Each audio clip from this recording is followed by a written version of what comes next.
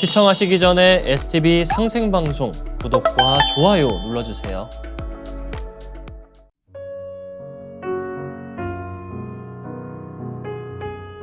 민주화 혁명으로 사회가 혼란스러웠던 몽골의 1990년 봄. 소련 공산주의 체제에서 계획경제를 하던 중 어두움에 휩싸이고 말았는데요. 당시 12살 소녀였던 제 기억에는 마트 진열대에 소금밖에 없었던 일이 제일 강하게 남아 있습니다.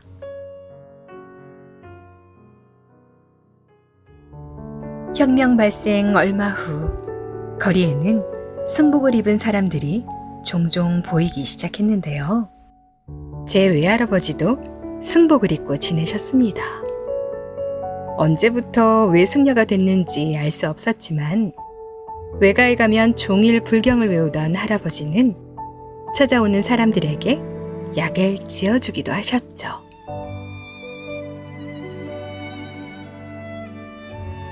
친할머니가 아침에 차를 끓인 이후 신단에 올리는 것 정도만 보며 자란 저에게 외할아버지의 행보는 낯설기만 했는데요. 종교의 얼굴을 처음 봤기 때문이 아닐까 싶습니다.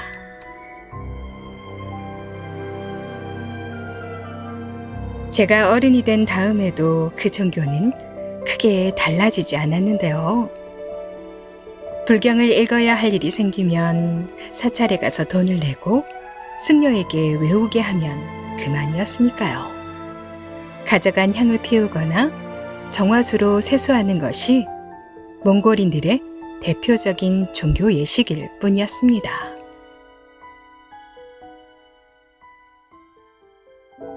그런 환경에서 자라다 보니 종교에 관한 인식이나 경외심은 없었는데요. 심지어 할머니, 할아버지들이 세상을 떠나기 직전에 믿는 종교쯤으로 생각했습니다. 제가 아무런 신앙도 하지 않았던 이유이기도 하죠.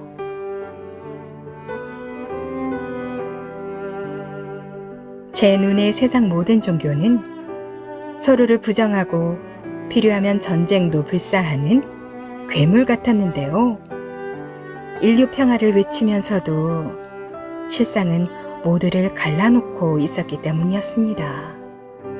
저에게 종교는 아무런 매력이 없었지만 아이러니하게도 신의 존재는 믿었는데요. 자연과 주변 모든 것이 너무 신기하게 느껴진 덕분이었죠.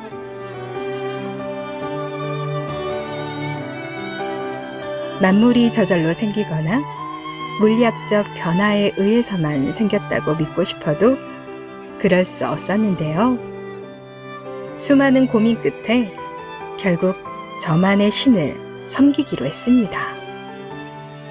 세상 모든 것을 만들고 숨을 불어넣은 주인공은 나의 신이었죠. 그래서 가끔 그분께 기도하기도 했습니다.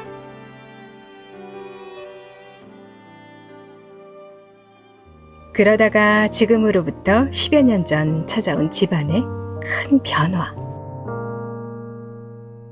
가끔 혼절하며 심상찮았던 셋째 언니가 마침내 신을 내려받게 된 건데요. 또 정신을 잃은 탓에 입원한 언니에게 심정지가 왔고 증상이 심각하다라는 의사의 말에 가족들은 충격에 빠졌습니다.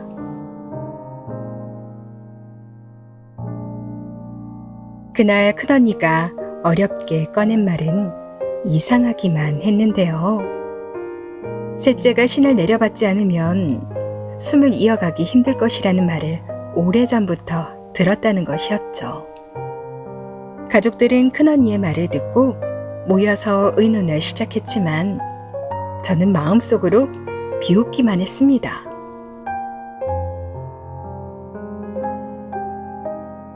하지만 저의 생각이 잘못됐다는 것을 알기까지 많은 시간이 필요하지 않았는데요.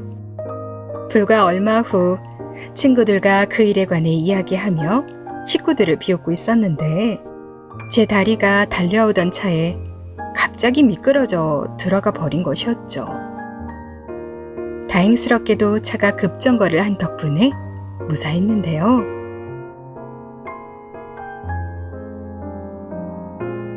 내가 말을 잘못해서 벌 받았나 보다 뉘우치며 셋째 언니의 신내림에 동의하자 빛의 속도로 진행됐습니다. 하지만 언니가 진짜로 신을 받은 건가? 의심스럽기도 하고 신기하기도 했죠. 시간이 흐르면서 영혼과 신명세계에 관한 관심이 생기기 시작했는데요. 곧 사후세계와 신명의 존재를 믿게 됐습니다.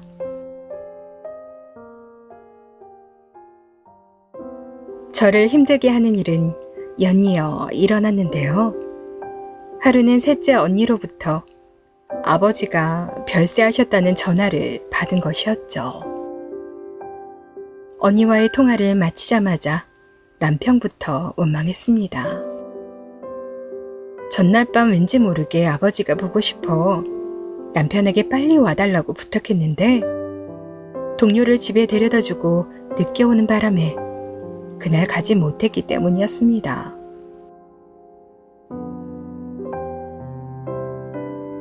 임종도 못한 딸은 하늘이 멀고 땅이 단단하기만 했는데요. 당시 첫 아이를 임신 중이었던 저는 충격으로 양수가 터져 병원에서 미숙아를 낳고 말았습니다. 그러는 사이 가족들이 아버지를 땅에 묻어 돌아가신 모습조차 뵐 수 없었죠.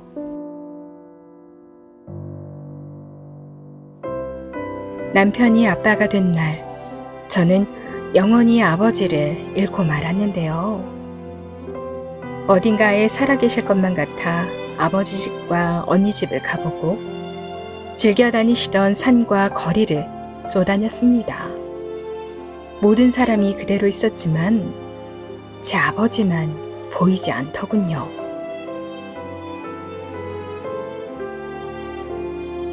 그러면서 아버지를 한 번이라도 뵐 수 있지 않을까라는 생각에 점점 수행에 관심을 가지게 됐습니다.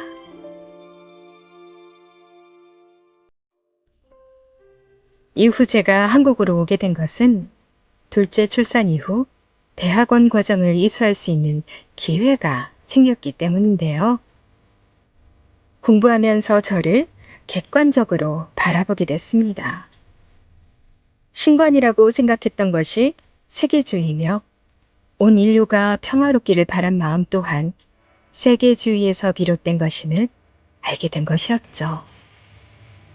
하지만 그때까지도 상제님 진리는 몰랐습니다.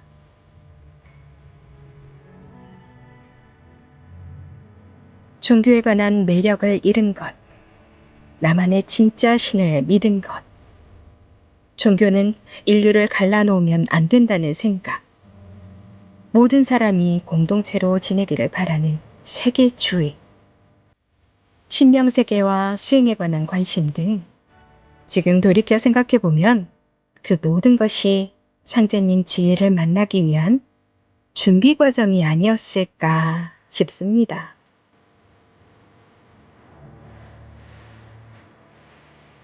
그 생각이 곧아진 것은 지금으로부터 3년 전 상생문화연구소에 근무하면서부터인데요. 입사 전 SNS로 연구소에 관해 알아보면서 수행하는 장면이 나오길래 나중에 저 사람들과 같이 수행하겠구나 싶어 너무도 반가웠습니다.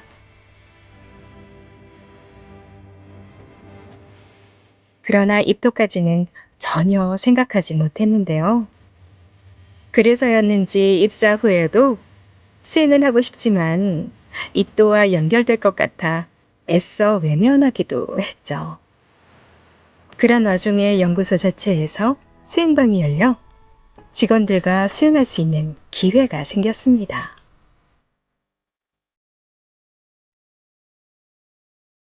이후 신기한 수행 체험을 했는데요. 시작한 지 얼마 되지 않았을 무렵 제사상이 보이는가 하면 제 입에서 갑자기 제사라는 말이 튀어나오는 것이었습니다.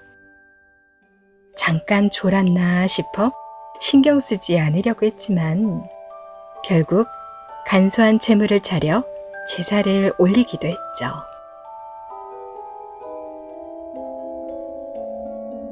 이후 큰 체험은 없었지만 심신의 상태를 통해 수행하는 것과 안 하는 것의 차이를 많이 느낄 수 있었는데요. 끊어지지 않고 지속해서 수행하면 확실히 덜 피곤하고 마음도 긍정적이었습니다. 그러다 보니 더욱 수행의 매력을 느꼈죠.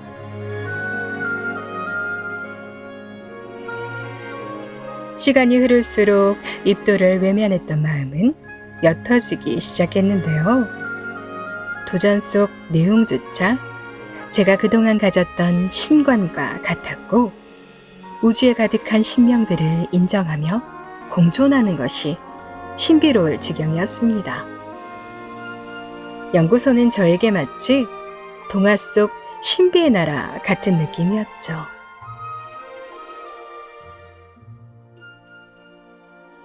하지만 제 마음을 움직이는데 결정적이었던 것은 사람인데요.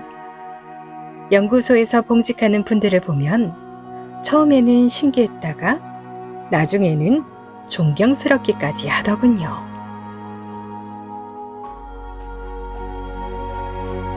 어느 날 점심을 먹으러 가던 중 회사 문 앞에서 만난 양 차장님이 웃으며 하던 말. 사람을 살리려고 그럽니다. 그의 눈빛은 진심이었는데요.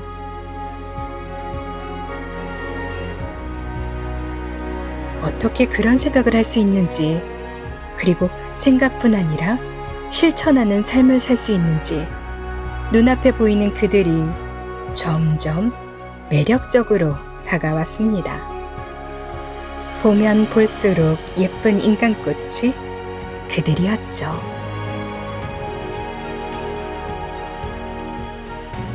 점점 제 마음은 원래 생각과 거꾸로 바뀌어 갔는데요. 수행을 계속하기 위해서도 입도를 결정해야 하는 상황에 직면했습니다. 그 숭고한 꽃들과 계속 함께하고 싶다. 강한 생각이 들었죠.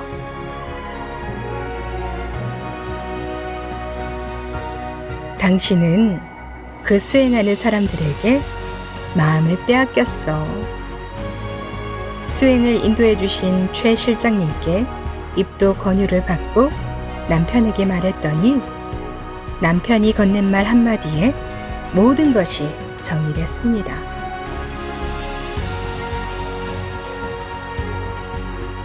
마음의 물이 흐르는 대로 걸어가자 결심했는데요. 앞으로 신비한 나라의 매력적이고 착한 백성들을 늘 응원하며 정성껏 신앙하려고 합니다. 전 세계가 함께 갈 수 있는 길을 열어주신 상제님, 태모님, 태상종도사님, 태사모님, 종도사님, 사모님께 깊은 감사의 말씀 올립니다.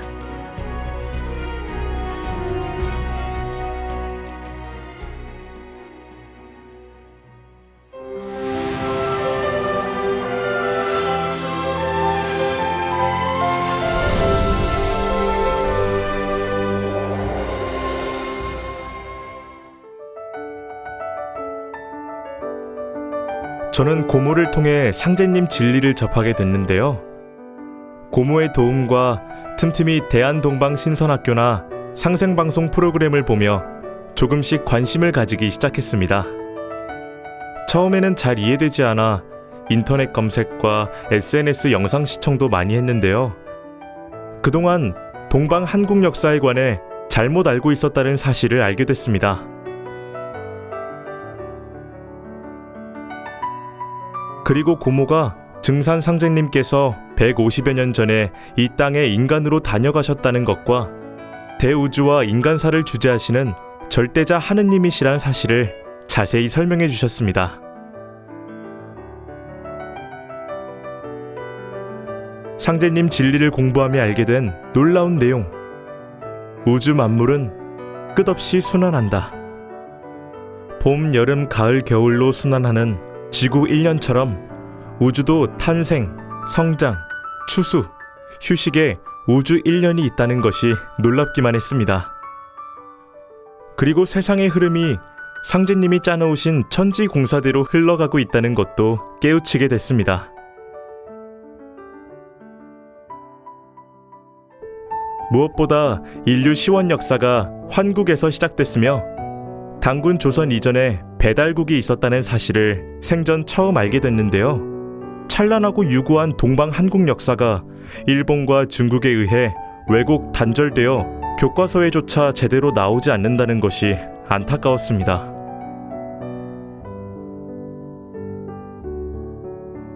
그래서 여태껏 잘못 알고 있었거나 제대로 배우지 못한 우리 역사에 관해 정확하게 배우고 싶은 마음이 생겼습니다.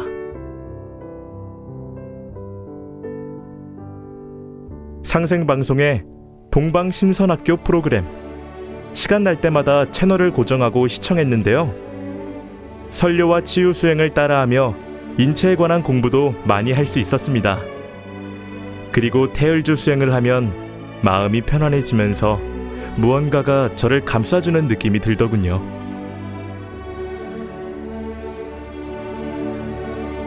상제님 강세와 천지공사, 동방한국 역사, 그리고 치유수행에 매료되어 입도를 결심했습니다. 앞으로 상제님 진리를 열심히 배우고 체험하며 실천하는 도생이 되겠습니다.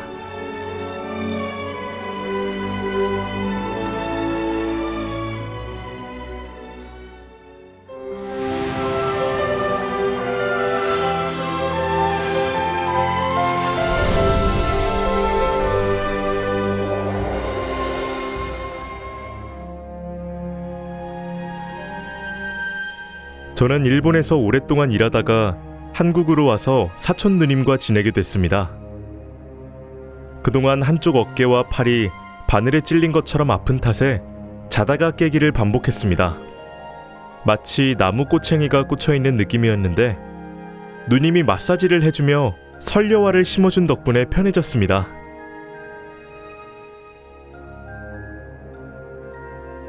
설려화가 제 몸에 들어오자마자 몇백 개의 침이 아픈 곳에 꽂히며 막힌 것이 뚫리고 풀리는 기분이 들었습니다.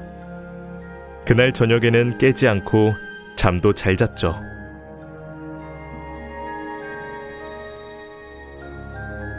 제 반응을 본 다음 누님은 자연스럽게 상제님 말씀을 전해줬습니다. 그리고 상제님 진리를 만났을 때 꾸었던 신비한 꿈 이야기도 해줬는데요. 할머니 손을 잡고 태을궁에 갔던 꿈 이야기였습니다.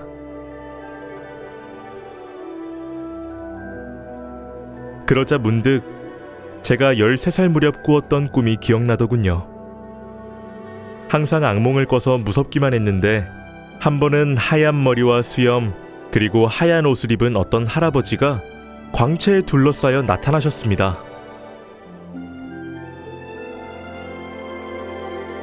그러더니 이파리가 있는 풀 한 송이를 주시면서 이젠 괜찮을 거다 라고 하시는 것이었습니다. 할아버지께 풀을 받아들은 순간 몸이 시원해지면서 큰 기운이 느껴지는 꿈이었습니다.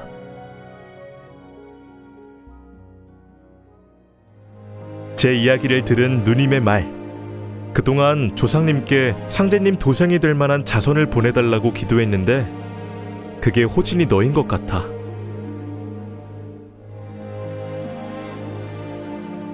솔깃해진 저는 누님과 함께 도장 방문을 하기로 했습니다. 옛날에 우연한 기회에 옥황상제님 호칭과 태호 복희씨, 하도 낙서에 관해 들어본 적이 있어서 호기심이 생기기도 했거든요.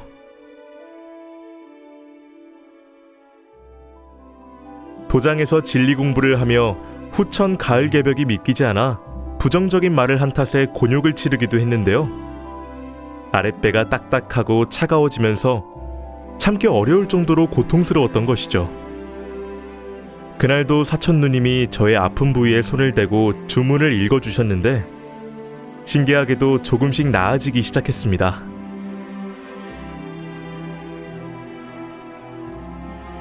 얼마 전 중국에 있는 아내와 전화 통화했을 때의 일입니다. 몸이 안 좋다고 하길래 제가 마음속으로 아내를 생각하며 태을주를 읽어준 다음 상태를 물어보니 괜찮아졌다고 대답하더군요.